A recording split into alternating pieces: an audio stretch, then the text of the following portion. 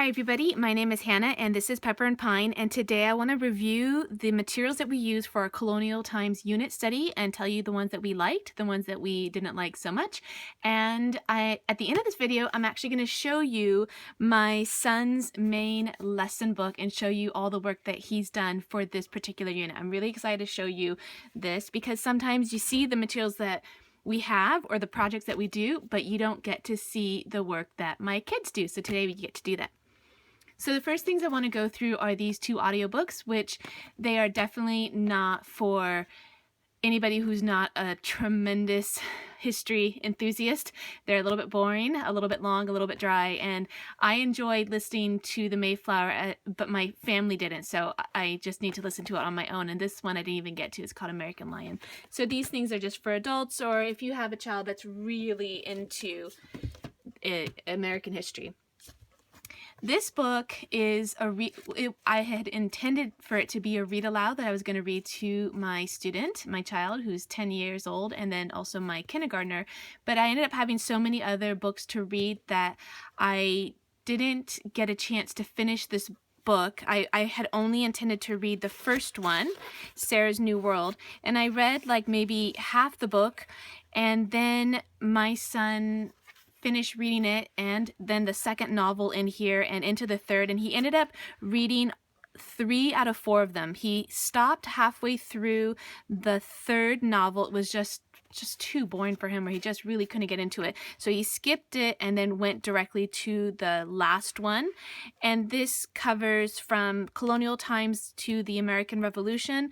He really enjoyed it. It probably would be even better if you had a girl. He still enjoyed it, but I think if you had a young girl, she would probably enjoy it even more. So definitely great as a read aloud, definitely great as, if you want to assign reading. My son did really enjoy it. All right, so the next one is this CD called Colonial America. Now, I had a number of CDs, and here's one of them. This one's called History Songs by Audio Memory, which I really like their stuff. And then I have a whole stack that I'm actually going to show you with the next unit with our American Revolution unit study. But I had them kind of all out at the same time. This one was awesome. We listened to this one so much. It's instrumental. There are no words. We enjoyed it a lot, and it's what I would turn on in the morning. In our schoolroom, I wouldn't turn on a lot of the lights. I would just turn on the accent lights and open the shades and then turn this on and then kind of wait for my children to come in. It just kind of really set a nice tone, a nice mood for our homeschool in these last couple of months where the weather's gotten cooler. We've had a few rainy days, and we do a lot of reading around the fireplace or just in the schoolroom or even on the couch. This was an amazing part of our unit study. I highly, highly, highly recommend it. Out of all the material today, this is the one thing that I would say, you know what, buy it, keep it, play it over and over again. It's going to be really iconic when my kids listen to this again in the future. It's just going to bring back not just what we read, but a feel of our homeschool environment. And that's something that I've always wanted to cultivate, is good feelings for their childhood, something that's warm and cozy and family. And this really helped me achieve that goal in a big way. I really loved it. All right. Great Colonial America projects. This is a really great book. Now, I had intended to read this through as well as do as many projects as we could do. There were so much other things that I wanted to read that we didn't actually get to reading more than, I think we're on chapter 2, and we're actually into our American Revolution unit study, so we're still kind of doing a little bit of American Revolution, a little bit of Colonial Times. It's not working so well to kind of mix them together, but we did do a number of projects in this book and in the other activity books that we did, and I've got tutorials on all of the ones that we did, so you can always check that playlist. And let's see, I'm actually going to finish reading this book with the kids. We're just not going to be able to do all of the projects because I have other activity books as well. Okay, so speaking about activity books, let me grab the other two that are in here really quickly, and then we'll move on to some of the other things that I have here. We have Colonial Kids. Now this one has mostly activities, but each activity comes with a bit of information. That was actually the directions. We actually did this one. We did the candied orange peel, and it turned out really delicious. I cannot believe I've gone all these years and have not made this. We also made our own butter, and I've got a video on this. Super easy to do. This one would have been fun to do. We didn't do this one. We made the orange peels. I tried to mark all the ones that we thought we would like. We made hot cocoa a lot, but we didn't really follow this particular recipe. It was just something that worked really well with the cooler winter months. And while we would do a lot of our read aloud, we'd get some hot chocolate and sit down and read. It was just really nice and cozy. We made some candles, and I've got a couple here to show you, and I've got, of course, a tutorial on how to make these. And we enjoyed this, and we're actually burning these in our schoolroom, but not the long ones all that successfully, since I don't have a good stand for them. But we are burning the candles that we've made, and of course that's adds to the whole ambiance and the nice feel that we're trying to create in our schoolroom. We did this project, but not particularly for this unit, and I decided not to spend time doing this right now, even though I have all the materials ready to go. It's super easy. I do have a tutorial on this, and that's weaving, and we're going to do this definitely at some time with all of our history units. We just didn't do it right now for these first two units. So I've got history units spanning all of winter. You know, we started in the fall, we'll probably go into a little bit of the spring, and I've broken up our whole American history unit study into smaller bite-sized units because I just got way too enthusiastic and bought too much stuff.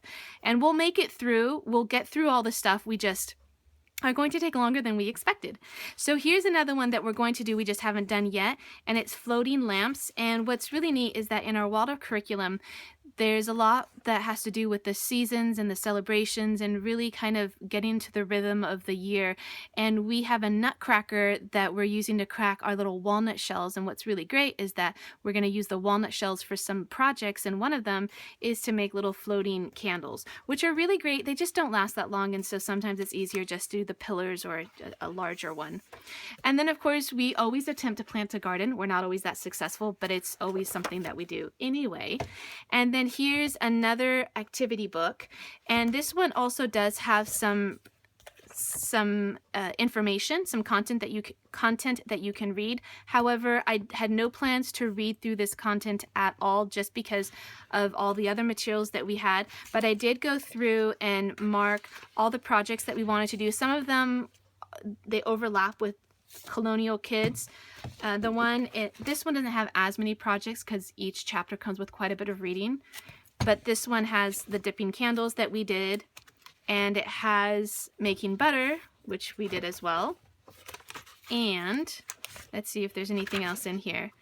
This one is to make a Native American headband, and I have a kit to do this, and so we're going to be doing that at some point. We just haven't done it yet.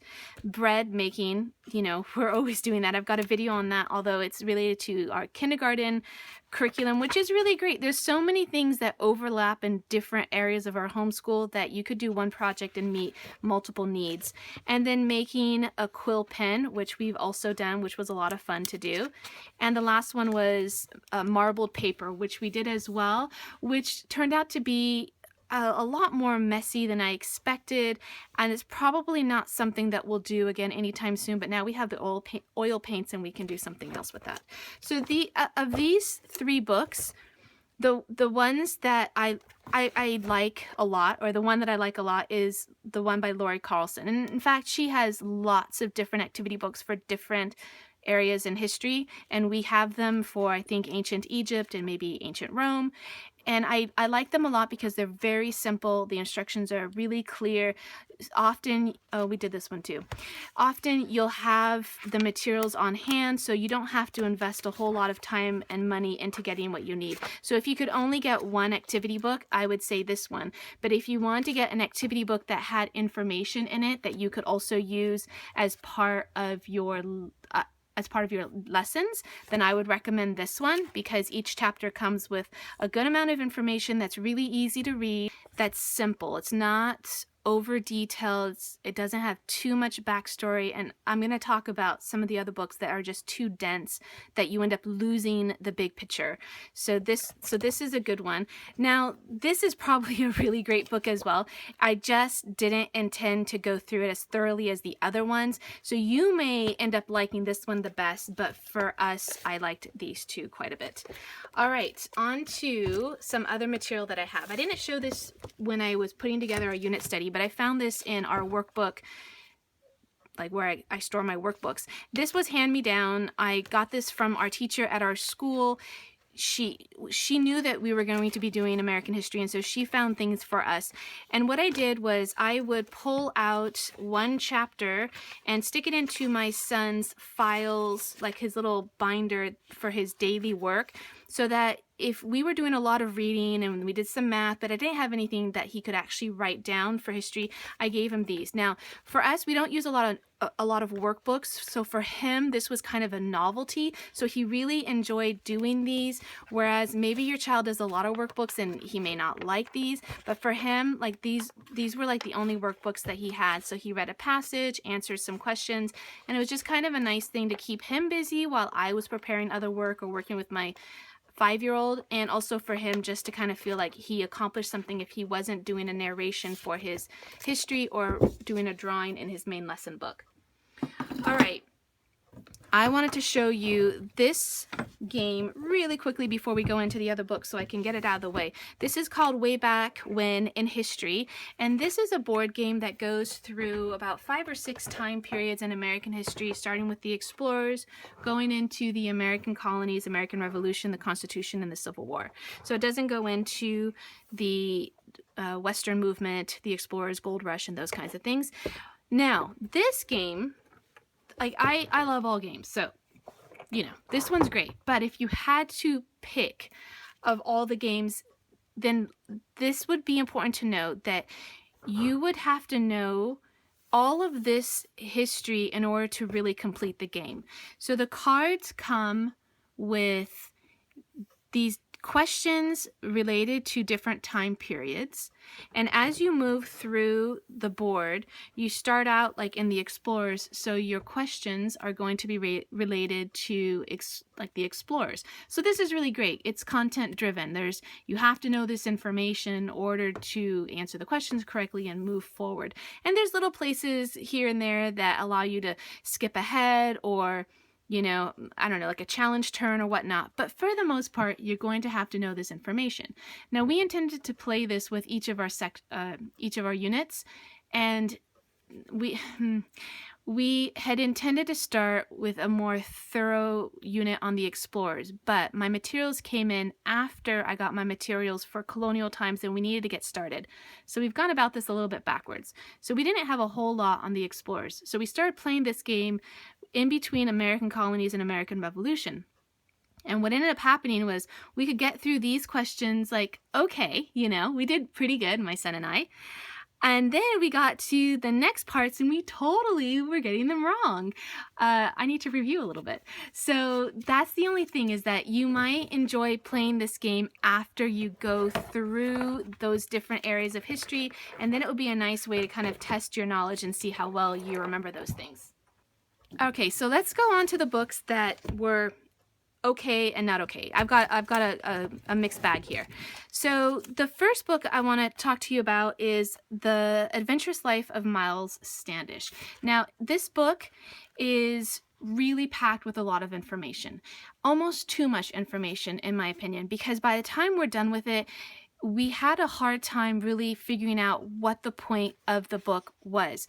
There's a lot of really good stuff, but sometimes it kind of backtracks a little bit and goes off onto a tangent or gives too much information about a particular situation, so that by the time you're done with that paragraph or that page, you need to struggle to get back to realizing, oh, we were talking about the voyage, not like what happened 3 years earlier, what, or some other events, or one of the passengers and something interesting about that passenger, or something else that was going on in the world at the time. Like, that got really confusing after a while. Also, the style of writing is a little bit different. There are a lot of fragments and partial sentences, and I know that it's written for, I know that's done on purpose, but it was hard for me to read it aloud, and it just felt a little bit confusing. So I think at some point I started highlighting some of the sentences that didn't seem to make sense. Maybe I'm wrong. The tough, red-headed soldier washed clothes and his weak, sick friends. Is that a complete sentence? I'm not sure. I could be reading it wrong. Nerve-wracking cries and smoke from their unseen neighbors in the woods. Okay, that's definitely a fragment. Howling storms. Okay, so I get that it's like setting like the stage, but and a lot of you may really love that style. For me, I found it a little bit difficult, and I found it difficult in part because I'm reading this aloud, and already reading aloud is not my strong suit at all. And so having to struggle through something which otherwise is really simple text, like, didn't seem something like I wanted to do. The illustrations are fantastic if you're into the pencil drawing, ink drawing, simple without color, although, the color on the front's pretty amazing. And I used this drawing in the back of the book as inspiration for a chalk drawing for this unit, which is still up on my chalkboard because I just cannot bear to erase it. So we've been using our mounted chalkboards for the other chalk drawings because it's, it's tough to erase a chalk drawing. So this is not a book that I would necessarily recommend unless you are familiar with the style of writing and you're okay with it. This is not one that I loved, and I knew when I was buying it that there was something that was, I couldn't remember, but it had been 4 years earlier that I had done, I think, The Adventurous Life of Daniel Boone, possibly, and I remember that I had similar issues with that book back then, is why I was like, but we went through it anyway. We did finish this book. All right. Don't know much about the Pilgrims. This one's okay. I would fall right in the middle. It's fun to look at the pictures. It's in a kind of a question answer type format, so this would be a fun way to kind of test yourself. We read this book after we had read some of these other books, and so this was a great book to use as a review. It's also a great book to use as an introduction, but what was nice was that as I went through and I would read some of the questions, I could ask my child before I answer, because I read this aloud, I could ask him the question, he could start to give me the answer, and that was kind of a fun way to make this book interactive. So this is a great book to check out at the library. It's not one that I'm like, wow, that was amazing. This one, however, was amazing. This one was written in a really great narrative format. I like it when history books take a little bit of liberty to enhance the stories. That's not historical fiction at all, and this is not anywhere near it. But the writers or the writer really made this as if you're reading like this fantastic novel, and I really appreciate it. Now, this is still has a lot of information, so it's worth reading twice, actually. But what was really great about this book, oh, and by the way, we did use some of these illustrations, this one in particular, as inspiration for some of the drawings in my son's main lesson book. Sometimes I wouldn't do a complete chalk drawing. I would just outline a little bit for him in his main lesson book, and then he could kind of fill it in using the book as inspiration. And he did some narrations about this book. But what was really great was that we got to the end of the book, And it almost leaves you on a cliffhanger. It's that well written where you're like, well, what happens to the next part of the story? So I really, really like this book. I hunted down the rest of the ones in this series. I think I'm only missing one. They came in at all different times when I was ordering these things. So we're going to go back and do the Explorers and Columbus again, because we didn't really do that as a complete unit, and I know that one of these books goes with the Explorers. If you lived in Williamsburg in colonial days, this one actually was more, the time period was a little bit closer to the American Revolution time period, so it didn't, like, we were reading this along the times that we're reading about like the Mayflower and the first Pilgrims, and you know, just kind of trying to just survive. And then we're reading this and it's like, oh wait, that took us like 100 years into the future. It wasn't quite the right place for it. So I know it says colonial days, and I might not even have the right time periods exactly, but for me, what I intended was for colonial days was a little bit earlier, more of like the Pilgrims and the Mayflower. And so maybe colonial days is actually really more around the Revolution time period, but I kind of wanted to separate those two. So if you were adding this book to your colonial units or Colonial Times unit study, then just know that this is closer to the 1700s versus the 1600s, if I remember correctly. Okay, so this is an interesting book. It's called The Mayflower. It's by National Geographic, and this is the pictures are all real photographs. They're not illustrations. And what this is they have rebuilt the Mayflower. It's called the Mayflower 2. And then I don't know how far they sailed it. I don't know if they actually sailed it all the way across or they just did like a voyage up and down on the East Coast, but they did this. They have all these pictures. It was probably really, really fantastic for the people who participated in this endeavor. So this book actually just goes through the first voyage. It has some tidbits about, you know, some information, the provisions that the Pilgrims took. This is based on another boat actually, but you get kind of an idea of what they would have.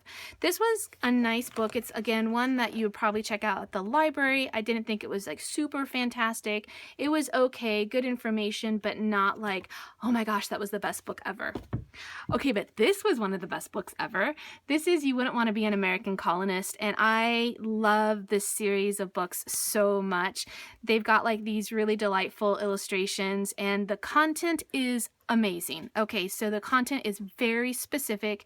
It doesn't have too much information. It's very specific. It stays on point, which means that by the time you're done reading this book, you have a very good grasp of the topic, and I love that. So many other books try to present all the facts and all the information, and the poor child, the adult reading, is totally confused, and it's trying to go through all that information to kind of make sense of what you're trying to actually learn. What's great about these books is that whereas maybe the content would be a little bit drier on its own, the illustrations really liven it up. And also sometimes in the illustrations it has like these funny little captions and speech bubbles, and that really brings the rest of the story to life, and it really makes it funny and just enjoyable to read. These books, if you can find them, I highly recommend them. They are worth owning because my child will go in and read these again and again, and that to me means that it's a great book. All right. Oh my gosh, this book is amazing. All right, this is The World of Captain John Smith. Now, I don't know how I happened upon this book, but I did. And I started reading it, and I was like, this is amazing. What else do they have? They have The World of Columbus. So I ordered it, but it didn't come in time for my Columbus unit.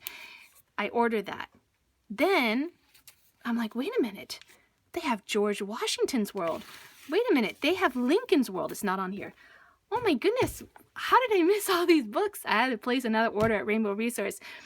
Okay, this book is amazing. There are days we'll read this and we will just read and read and read. We'll read like 40 pages. Like, it is so good. Now, we didn't start out that way. I almost put this book aside. As much as I loved it, we started reading this, and here was my mistake. I intended to read like a chapter a day. The chapters are very short and they're actually not labeled as chapters. They're labeled with titles. So that's also of a difficulty when I'm trying to figure out, well, how many chapters are in the book? How am I going to split this up over a whole unit study? And obviously this is a really, really big book. It has, you know, almost 400 pages. And this is a unit that I intended to last like maybe 2 weeks, maybe 3 weeks at the most. So obviously I can't read all of this. And what this is, if you haven't seen these books before, it is actually more of a world history book than an American history book. And the way it works is that it's the world of Captain John Smith. So this is going to be everything that was going on in the world from the time he was born to the time that he died. The reason why this was a little bit confusing at first is because you start out here, the year that he was born. It is so far before the time period that we were studying, a good 40 years, we couldn't quite get our minds wrapped around this time period when we're really trying to figure out like turmoil with the religions in Europe, and then off go the Puritans to the New World. And this starts before that. So that's actually not a bad thing. It's good to know the events that transpired before the events that we're studying. However, it goes from John Smith to other parts of the world. Then it goes to even other situations, and it takes, let's see, this would be like chapter 1. This is not even page 1. It goes through so many different time or rather events. So you got Spain, you go back to England and Scotland, and you keep going and you keep going, and it is and then you go into the New World and all the way up to page 39 before you are reintroduced to John Smith. So without realizing that, we got really confused. There was information here, and then there's information here, and then there's information over there. We couldn't quite get into the rhythm of the book. If you know that ahead of time, then you won't be so confused, because each chapter ends and you're like, what happens next? But you don't get to know what happens next for like 20 pages, 30 pages, 40 pages. And so you're like left on a cliffhanger, and then you got to go and get really invested in this new story, and then it stops, and then you're invested in this new story. Now, some of the stories continue. The things with England continue, the things with John Smith obviously continue, but then you'll get bits on China and bits on Japan, and that's not going to continue as much. Those are like, you know, this was going on in this year, or Captain John Smith was taken as a prisoner or a slave in this part of the world, and you get a little glimpse of that part of the world, but then really it goes back to more of like what's going on in Europe. This book is amazing. I absolutely loved it. My son at first said it was boring, but he kept asking to read this book. He didn't, we put everything else aside, and we got so into this book, we would just read pages and pages and pages of it, and we really, really loved it once we realized what was going on. Now, here's what's really great about this book if you're doing a Charlotte Mason style approach. Number one, it's totally a living book. It is written with heart and soul, and so much, gosh, I don't even know how to describe it, but it feels like it's a story. It doesn't feel like it's a history. It feels like it's a novel. It's written really well. But also, you stop at like really fantastic places, and you really want to know what's going to happen next, but then you need to move on to the next chapter, and the next chapter usually is about something completely different. So by the time you get reintroduced to that thing that you were already learning about in a previous chapter, it could be chapters have gone by, or even days, like depending on how much you read. So you have to then remember what you were reading about in the previous chapters. So automatically it kind of meets the approach of a Charlotte Mason style homeschool, because you're reading a little bit of something, then you're reading something else, and then you're being reminded of what you read before, and then you need to kind of maybe orally narrate back just so you can get your bearings about what's going on. I know I have spent a lot of time talking about this book. I highly recommend it. We have picked up the other ones in the series. We have not read them yet, obviously. I do want to read through this entire book, which means that some of the other things that I have planned for my other units are going to have to either get kind of pushed to the side, or what's already happened with our American Revolution unit study is that I have put more on my son to read on his own that I had intended to read aloud so that I have more time to read this kind of a book. All right, so I just want to show you just a couple more things. These are replica coins. They were great to have in our, in our homeschool as part of the unit. They're just nice to look at. I didn't really incorporate them into any kind of activity. All right, these two books were books that I assigned to my 5th grader to read. They only took him like a day or two to read. They were really fast and easy, one on Squanto and one on Pocahontas.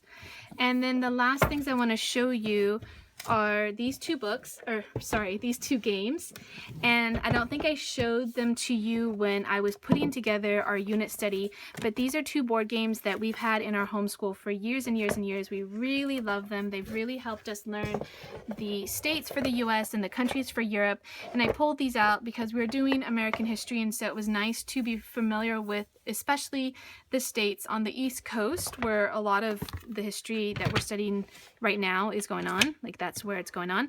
And then I pulled this one out and I actually made a notation here when I was lesson planning. When we finally got to this chapter, I said, pull out the game 10 Days Across Europe, or at least pull out a map of Europe, because we needed to know where some of these countries were when we were doing our unit. And so we pulled this game out to play, and this was really great to familiarize ourselves with some of the countries and where they're located, because we both needed a review for that. Well, my son needed to be taught it for the first time, and I needed a review. All right, so the last thing I want to show you now is my son's main lesson book. And also, before I do that, actually, let me just show you. This is how I lesson planned this particular unit study for Colonial Times, and this is really different than my normal lesson plans completely. There's been a lot of changes this year, so this is what I did. And I put the books that we're going to read for week 1 and week 2, and then all of the projects that we wanted to do. And some of the things we didn't quite get to them while we were doing the Colonial Times unit study, but we did get to the projects as we went into our American Revolution time period. And one of them was this little child's size mop.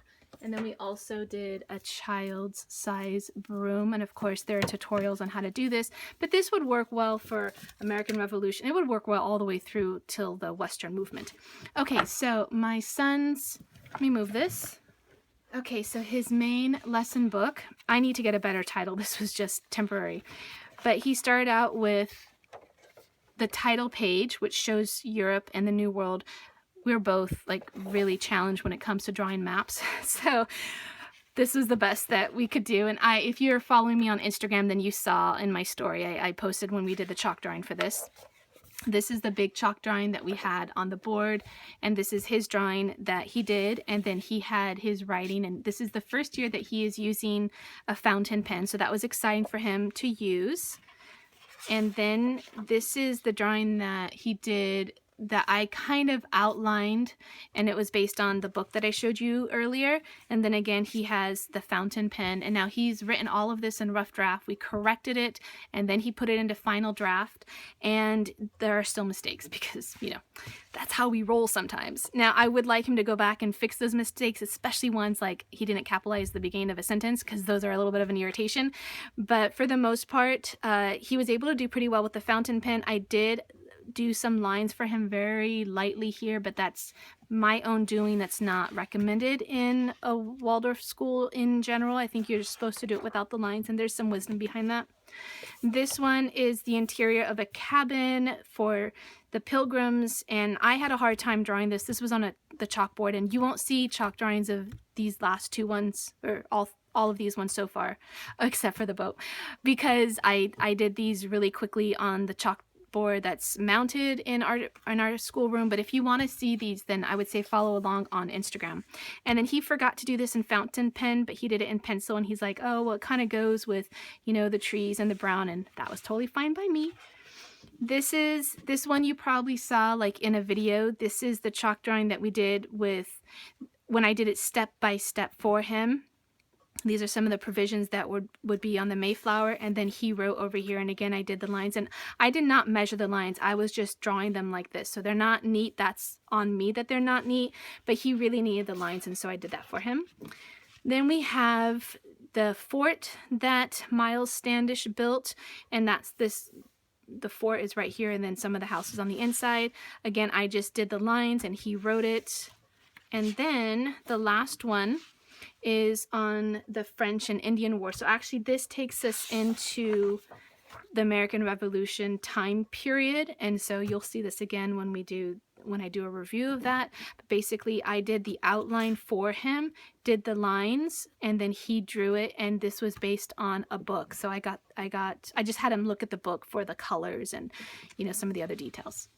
All right, thank you for sticking with me to the end of this video. I hope that it was helpful. You can find all of the books that we use by checking the description box below.